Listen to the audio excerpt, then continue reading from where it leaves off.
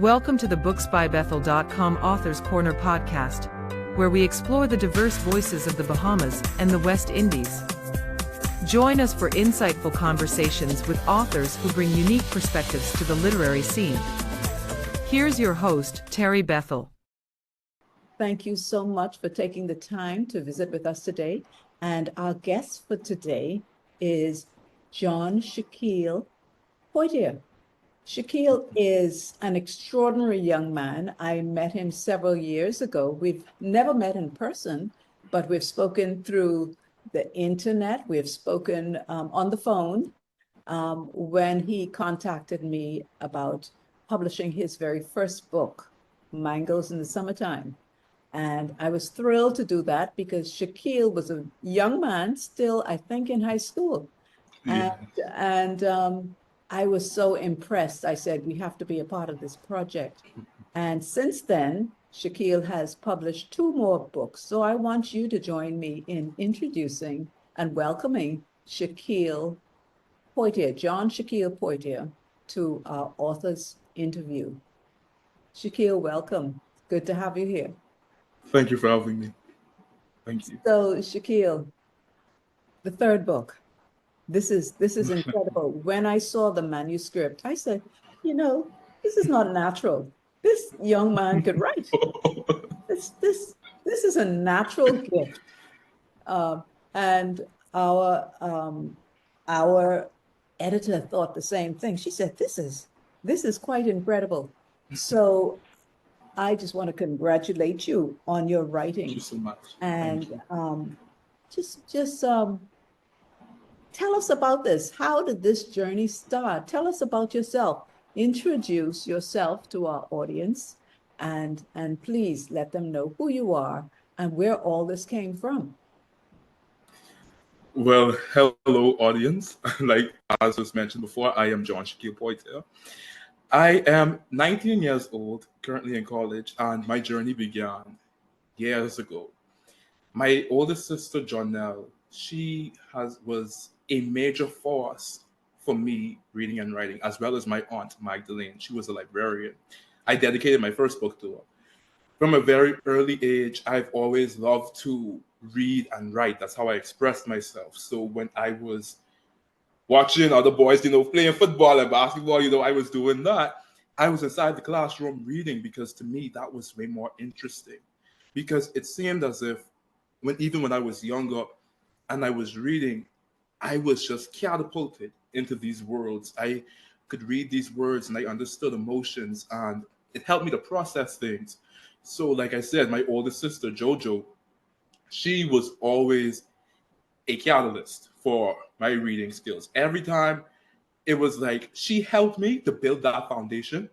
And my aunt Maggie, who was a librarian, she just helped me to keep stacking upon it because I would keep going to the library. I would just go and I would read for hours and hours and hours and hours on end. And she never once told me to put down that book. She never once rebuked me for reading because there were times when I would have a book and someone would ask me, why are you reading right now? Why are you doing that? My aunt never did that. She made me feel as if reading was something that is just okay. And my whole family did that actually. It was just a part of me. Reading and writing. These are things that were just a part of me. And I believe that my father, actually, he has amazing writing abilities as well. I'm a balance of my father's and my mother's talents because my mother is an amazing speaker and in her speaking, I listen to her speak and the way that she uses words and the way that she communicates, it's phenomenal. And then when it comes to my father's writing ability, in the past, he has written and he is a wonderful poet. As I was made aware, he doesn't write poetry now, but he was a wonderful poet. So when it came down to me, I remember being in the 7th grade, I believe, or 7th or 6th grade. And my music teacher, Miss Moore, she is a phenomenal woman. She said, John, why don't you write poetry? And it was like, to me, I was like, I never thought of that. Like, it is just something that didn't occur to me. So I just sat down and I wrote this poem called The Rose. And when I began to write, it felt as if I was doing something that I was meant to do. Wow. It felt as if my actions, the minute that I picked up that pen and I wrote, "Oh, lovely rose, whose beauty glows upon the evening time," those words just came out of me. I didn't have to even think about it. And when I did that, that's when I knew, even at that young age, that's when I knew this this is what I was meant to do. This is what I was born to do. Because when you feel it, and I felt it inside of me, that's how I knew that's what I need to do. That is incredible. You have a way with words. You paint with your pen, with your keyboard. It's like you're a sculptor of it's an art. Um, you know, in my business I come across a lot of writing, and they're fairly good, but I think you exhibit an artistry in the way you express. You don't hold back in your expression. You have a boldness to go where no man has dared, where some people would not even think. They might think some of the things you say, but you say them, and you say them in a bold and daring, but still a clean way. And so that's quite remarkable, very poetic, even in the construction of your sentences in your prose. Of course, yes, the poetry, I know the poetry very well from the first book, but when I saw the prose in this book, I said, this is some kind of writing. So that is amazing. And I really, and we're jumping the gun because we spoke of mangoes in the summertime, but then you have the birds. And I only heard about the birds recently because you came to me to ask me to publish this latest one, Son of Yes, Elohim. definitely. Mhm. So tell us a little bit about the birds and a little bit about Son of Elohim, and how did this last book come into being? Where did this come from? And this looks like this was um, quite some time in the making, but Yes. a prolific writer can just pour out in Yes. months because it's Yes, ma'am. inside, ready to come out. But tell us the Yes, journey ma'am. with that. Okay, so with the birds, I was currently in my last year of high school, and I was experiencing this vast, overwhelming wave of emotions. It was certainly one of the most tedious and one of the most difficult times of my life. And writing, when I feel difficulty, when I experience tough times, the only thing I know how to do is write. Hmm. It's my default. I pray to God first. Obviously, like that's the go-to. I pray to God. I say, Heavenly Father, where do I go from here? Like, what's going on? And then I write because I have to find a way to get that emotion out, to express that. So when I formed the birds, I made it up of all of the frustration and the anger and the joy and the hope that I was feeling for the future past my current circumstance. And it was a very emotional book for me, and at times it's a bit even difficult for me to read because I look back on it, and I look back at it and I think of all the things that were experienced and all the things that I went through for the creation of that collection. And there's times where I'm like, oh, I can't read this right now. I can't read this right now. But the birds is definitely one of the treasures that I value most. Definitely. I would go, the birds and mangoes on the summertime, they on the same level to me. And then Son of Elohim, it's like Son of Elohim is up there for me because when I was writing Son of Elohim, I said to myself, I want to do the biblical stories. I want to say the lessons and the principles that we love. But how do I say that without copying the Bible word for word? Because the Bible in itself is already a poetic book. That's the truth. It's a poetic word. So how do I take that information and translate that in such a way whereas I'm telling a story? So at first, initially, Son of Elohim was just going to be poems. I didn't even want to write stories in the book. because I thought that my stories were not good enough. Because I would look at authors, and I would look at authors like Toni Morrison, authors like Maya Angelou, and I would say, whew, look at what they wrote. And then I read my story and be like, whew, look at what I wrote. And I was saying to myself, yeah, this is just going to be a book of poems. But it was when I wrote a story in the book that I love so much called, and it's not the first story, it's not the Adam and Eve story. It's the story of Sycamore Grape. That was the very first story that I wrote. Mm-hmm. And I connected with her in such a way, the character in such a way, that it was like, if I don't tell this story, I am doing a disservice. I am doing a disservice to myself and everyone who will be reading this book. Because I need to tell these stories, I need to retell these biblical principles in ways that people would understand, because that's why Jesus told parables. Exactly. Jesus didn't just outright say things because he knew people wouldn't get it just like that. And so what I did was I took that same principle, okay, Jesus told parables so people would understand. Let me integrate these words, let me integrate these lessons into my stories in ways whereas someone would open the book and they would be like, wow. And Son of Elohim is the longest. It's the longest it's ever taken me to write a book. I mean, mine goes in the summertime, was very long. Yes, but Son of Elohim, it was the longest time because I doubted myself so much during the process. There was a time where I would write something and I would be like, oh no, that sentence, I can't use that sentence. And then I would write another sentence, and then I would be like, oh no, I can't use that sentence. And I'll go back and say, okay, I can use that sentence now. And I realized that my doubt was holding me back. There was my barrier. So what I began to do was I just wrote. I was trying to write in a certain way because I didn't want to. I knew when I started writing my stories, it seemed as if every other word in the story was rhyming with another word. It seemed as if I was just writing this gigantic long poem. And I was like, John, no, a story can't be a poem. And I had to realize later on that I can write however I want to write. I set the rules for my writing style. So if I want the story to sound poetic, it can sound poetic. So when I realized that, I just was able to go. I was able to write Adam and Eve's story. I was able to write the story of Lot's daughters, which was the most difficult story for me to write. I was able to write these stories, and I was able to feel these things, and I was able to think and just say, what would a human being do?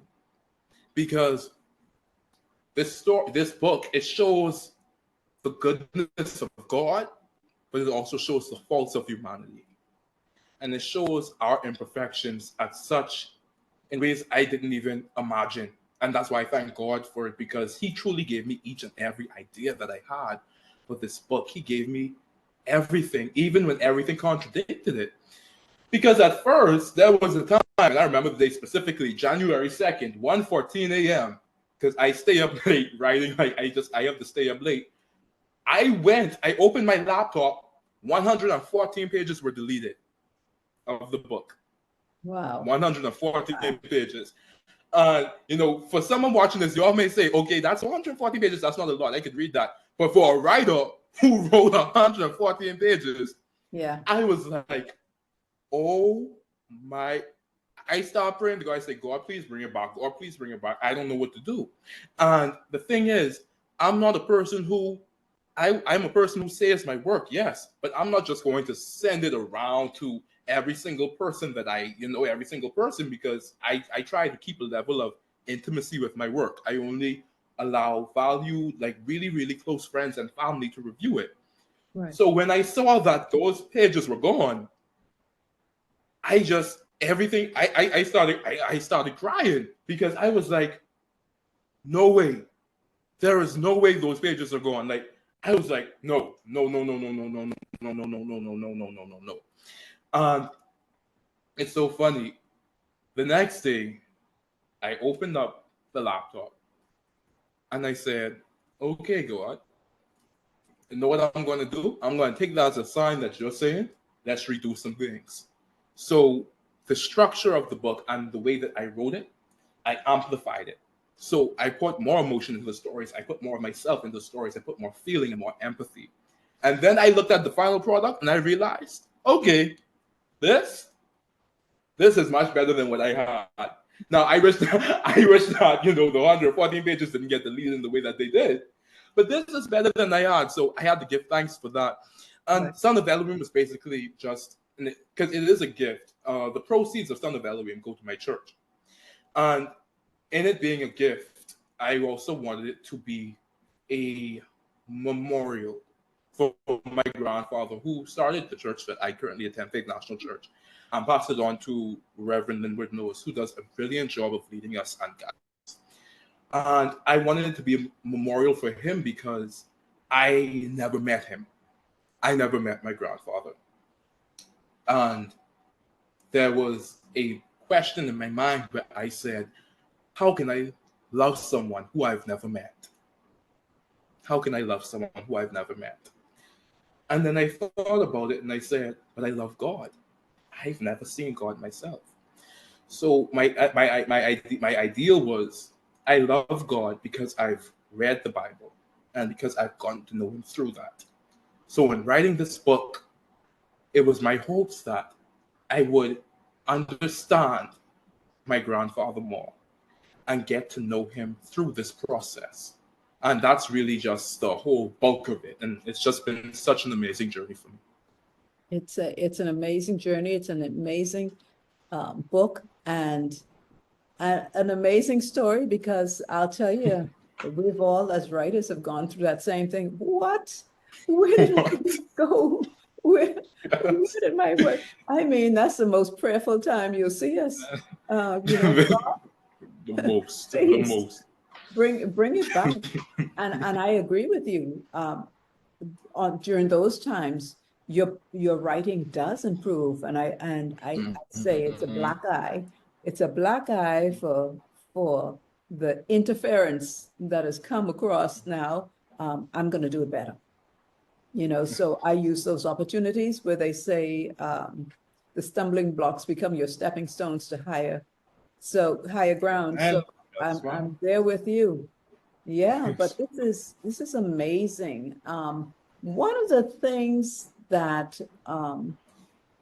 stood out to me from the first book and this book, I think you have a theme that you can say is tightly linked to mental health awareness. Yes. Yes. Um, Tell us a little bit about that, because I really think it is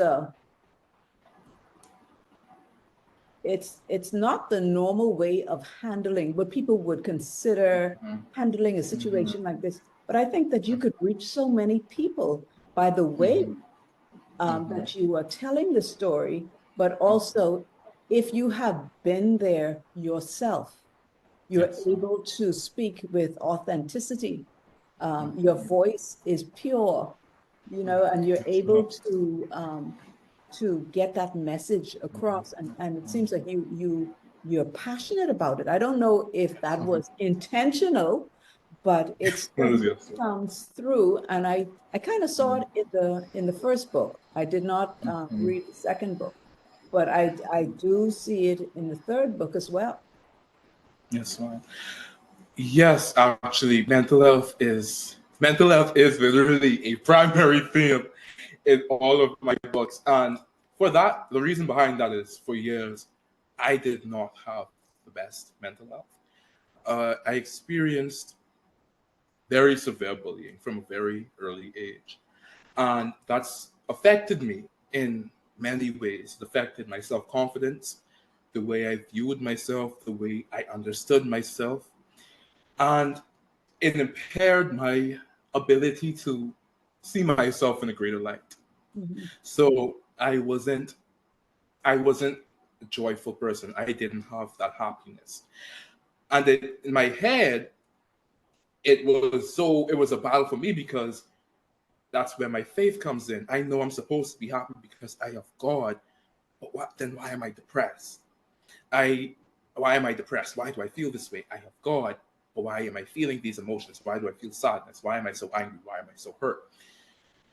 And I write with the intention, and I'm very passionate about it because I write with the intention of letting people know that they are not alone.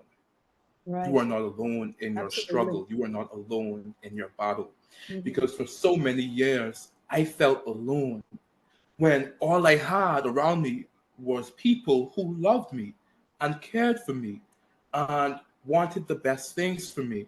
Yes. And for so many years, I didn't allow them to do that because I didn't feel like I deserved it. Mm-hmm. I didn't feel like I deserved it. So I was silent about what I was going through. I was very silent about it. I didn't even speak about it to my parents until mine goes in the summertime. Until mine goes in the summertime. And then until mine goes in the summertime. That was even my principal at that time. She was going through the book and she was like, John, you write like this was you? Because I never presented my struggles, my mental health struggles. I never presented those things. There are people who came to me was like, you depressed? Like, you depressed? Yeah. I was like, you know what? Yeah, I was. And I can say that now because I realized that you have to be vulnerable. Yes. And I think that's my secret when I'm writing. Not really a secret, but that's my thing when I'm writing. Yes. I believe in vulnerability. I have to be open with you in order for you to understand the story.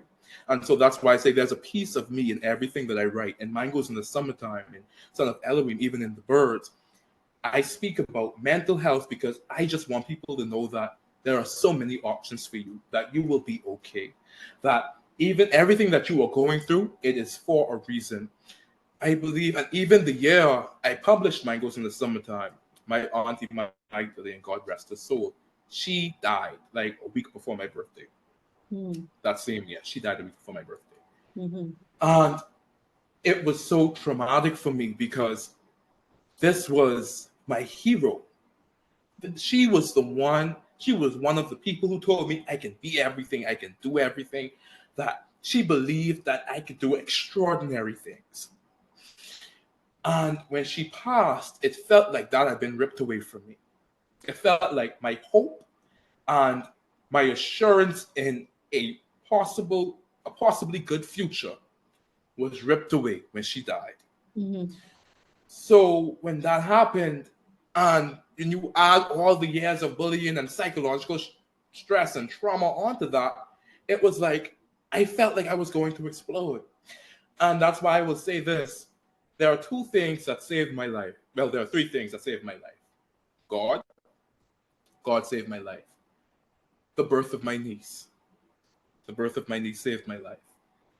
And mine goes in the summertime.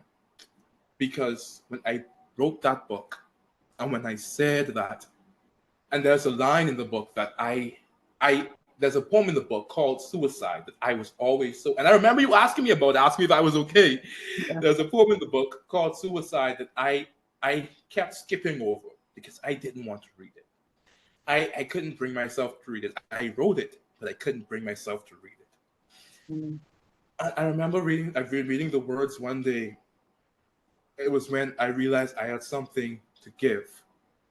But despite not wanting to survive, I dared to live. Mm-hmm. And I remember reading those words and thinking, John, you're going to be okay. Yes. You're going to be okay. Oh, Lord, you're going to be okay. And I read those words, and when I was able to bring myself to read those words, it felt like everything that I had gone through, everything that I have experienced in my life, it's been for a greater purpose. Because when I have people who tell me, your book, I can relate so much to your book has helped me, thank you so much, it warms my heart. Because I wish that I could have gone to the authors that I read when I was younger, those people that I read when I was younger, and I wish that I could have told them, thank you so much for what you have done for me. Thank you so much for allowing God to use you. to bring me this peace, to bring me this happiness. I thank you so much. And now the fact that I get to be that person Yes. for many different people. Right. Lord, I'm not going to cry. I'm not going to cry. But the fact that I get to be that person for so many people, that's what fulfills me. That's what lets me know that this is my purpose, that speaking about mental health in my books and allowing people to know that they are not alone, that they will be okay. That is what I am meant to do. And I will continue doing it. And some people may not like it because there were people who, were saying the book was a little too depressing at first. The book was a little too this, the book was a little too that. I said I completely understand. But those who get it, they get it. And those who don't, they don't. So that's entirely okay. But I will continue to do that. And I will continue to tell that story because it's the attention.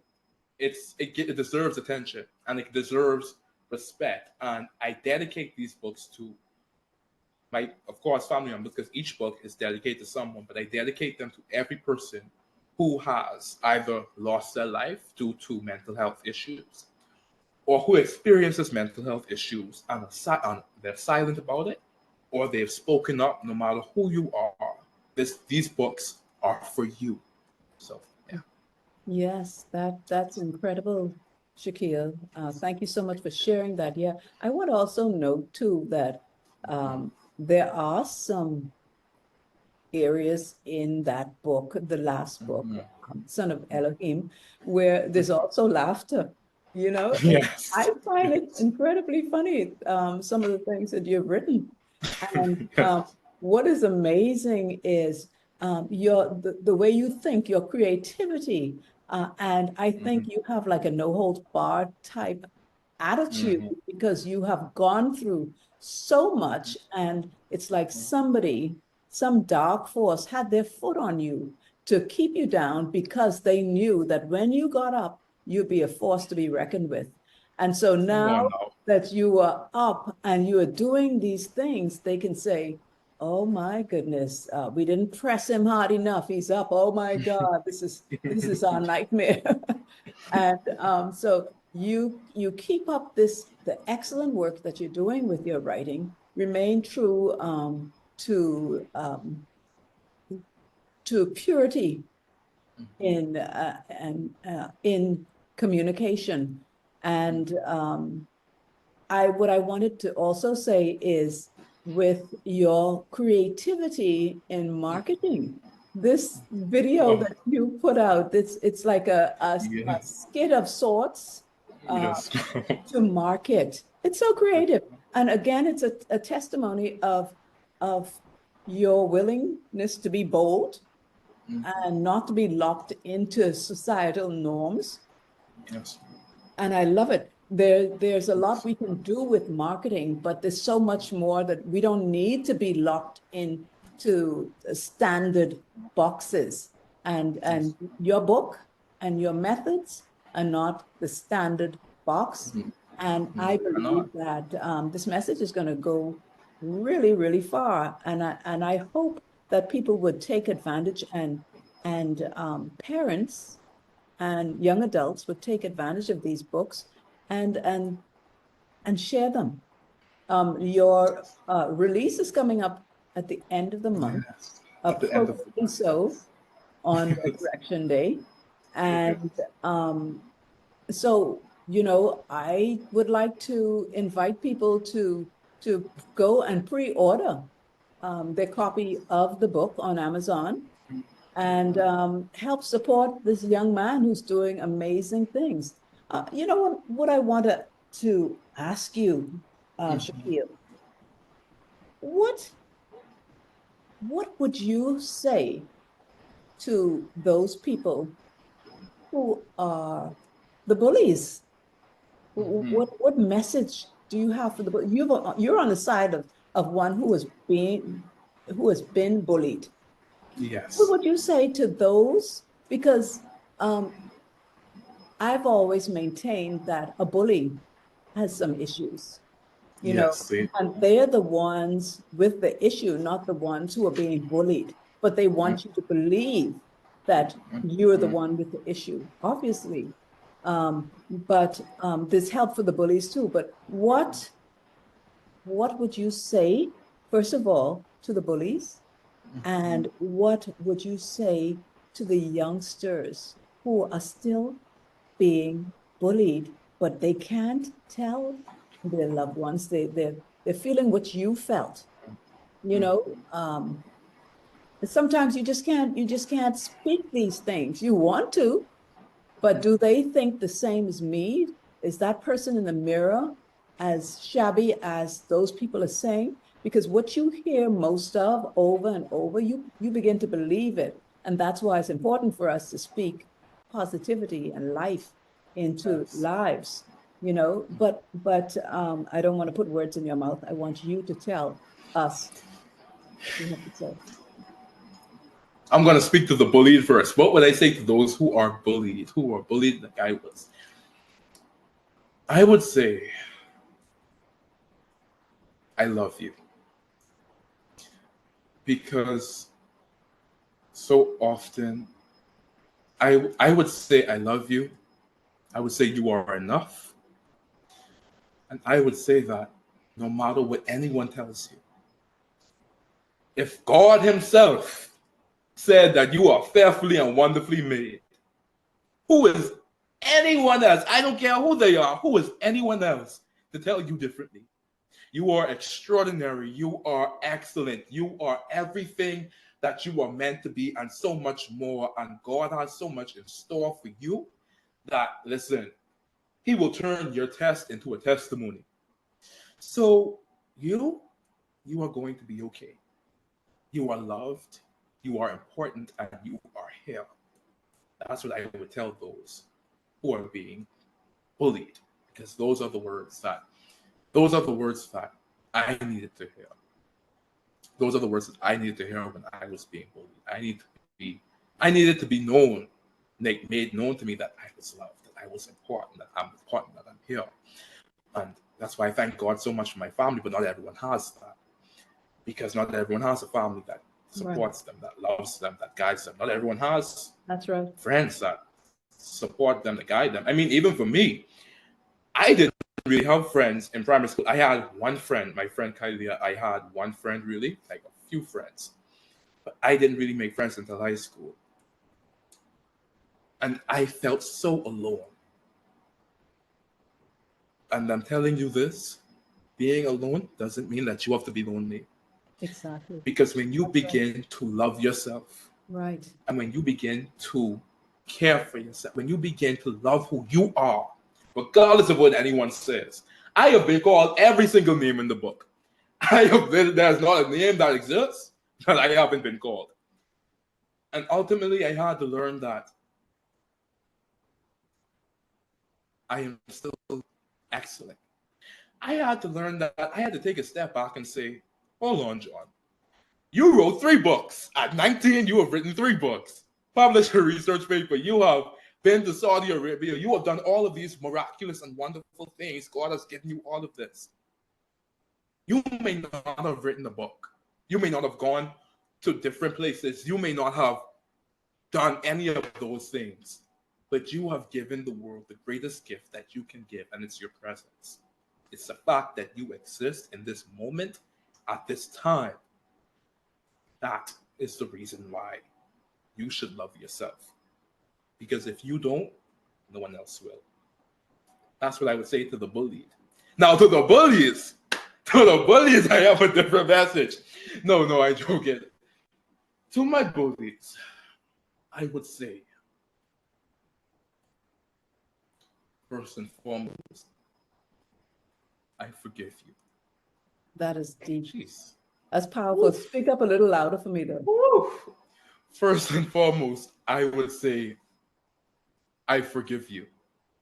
I forgive you for making me, not for making me, for giving me reason to believe that I wasn't enough. I forgive you for making me doubt the purpose of me even being alive. I forgive you for everything, I forgive you. And I would also say to myself, I forgive myself for allowing anyone to have that amount of power over me. Wow. I forgive myself for allowing anyone to make me feel lesser than what God has for me. That's right. And going back to my bullies, after I forgive you all, after I've already forgiven you all, there's the scripture in the Bible that I love. I love the scripture. And in the scripture, there's, Jesus choosing his apostles. And this man says, can anything good come out of Nazareth? Right? Right. And the man says, come and see. So to my bullies, y'all got to come and see That's everything right. good happening in my life. That's And right. when y'all come and see, make sure come and get a signed copy of my book too. Make sure come and get that. Make sure come and get that. And y'all are going to have to see my success and my Yes. happiness and my growth. And for that, I thank you for giving me a reason to fight and push to make sure that I will not make other people feel the way y'all made me feel. And I Yeah. thank y'all for that. That's what I would say. Yes. Yes. You have become what you needed when you were going through. That's what you've become for people who are now going through and don't have anybody. They don't have they may not have the strong family members or the wherewithal or the presence of mind or the scripture, the word, the relationship with God to bring them through as you have. And so thank you. Thank you for your boldness. I tell you, you are one incredible young man. And if I could reach through this screen, I would have given you a hug. But this is one day we will meet. Yes, And hopefully. until that time, I just say thank you for what you're doing. And incidentally, what he did not say is his aspiration is to be a surgeon. And so Yes. this young man is using both sides of his brain. We all think that, the creative, you don't normally go to that side of the brain to where you need to go into the sciences and the analytics and all of that. But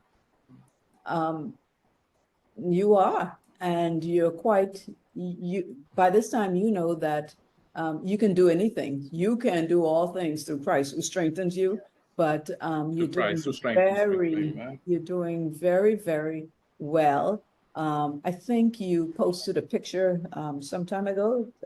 Was it the White House that you were invited to? Yes, ma'am. I went to the White House. Yes, Yeah. ma'am. So what was that about? That was, it was, so the Honors College invited us to go to, well, not the Honors College. We got invited to go to the White House, actually, and the Honors College extended an invitation to me. And, after the year that I've had with everything, with, going to Saudi Arabia, speaking there, the White House was just the icing on the cake. So that was amazing. So you're making your rounds. That is fantastic. I applaud you. I got to ask you this. So you have such a unique style in writing. Who would you say was the greatest influence on your writing style as you developed your style? I have your own little flair there, but was there somebody that you leaned towards? Ooh, boy, that's now that question. When it comes to influence, I would definitely say Maya Angelou. Okay. Maya Angelou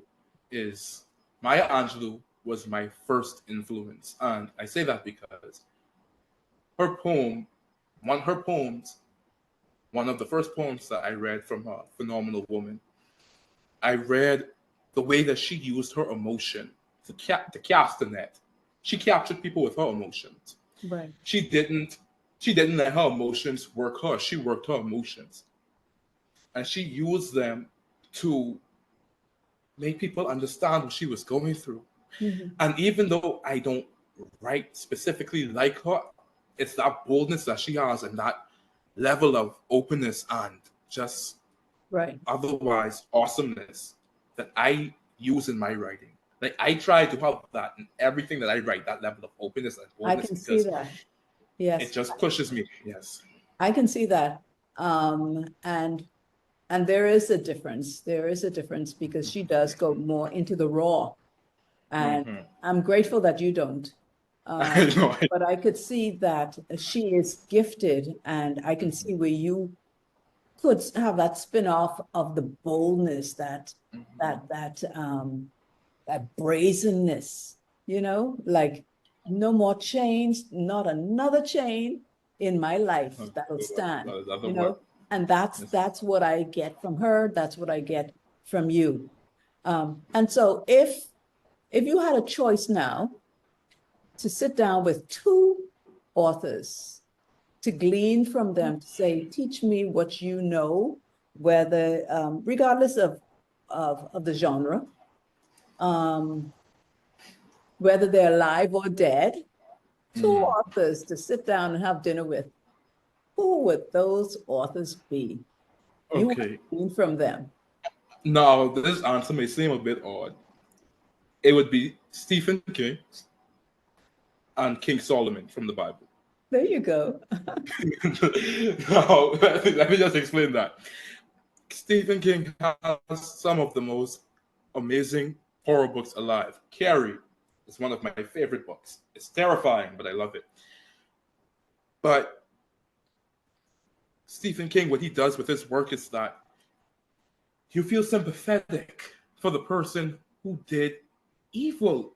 Like, and that's something that I have in my book, is there's a story with a character who does something so wrong. And in the final story of the book, it's like, what? Do I feel bad for him? Do I feel good for him? Like, how do I feel? And with Stephen King, he does that so perfectly. And then with Solomon, with King Solomon, the way that he uses poetry, the Song of Solomon is like an amazingly poetic book. And the Bible is so poetic. The way that he writes, the way that he explains himself, the way that he uses his words to explain the greater purpose. Those two are like the perfect ends of the spectrum to me. And so I could sit down with, well, obviously I can't sit down with King Solomon now, but if I could, Stephen King and King Solomon, we would all just be sitting down and having a conversation because they are prime authors. Wow. Well, that brings us to the end of our time together. Time just went so quickly. I wish we had more time to talk. You are a delightful young man to speak with. And I want to say again, your books are available. Well, the latest book will be available. Is that the 27th? The 31st. The 21st? The 31st. 31st. The Okay. Son of Elohim comes out on the 31st. Yes. Right, the 31st. So the Son of Elohim will be out on the 31st of March, 2004. Get yourself a copy. You can pre-order the ebook now. But why not get a bundle? Why not get all three books? Why not sow into this young man's life? He is a remarkable storyteller, and you will laugh and you will cry. But at the end of the day, you'll say, my goodness, I enjoyed these books. So get yourself a copy. And that's from us here at Inspire Publishing, booksbybethel.com. And you are on booksbybethel.com too. You have a presence there. So if you want to read up more on John Shaquille Poitier, you can go to Books by Bethel, that's Bethel with one L.com, and click on the links and go to his books, and it will take you straight to his author page. So thank you once again. Shaquille, thank you for being with me here and enlightening our audience, our viewers, with your presence. And thank you, viewers, for watching today. And we sign off now. Say blessings to you.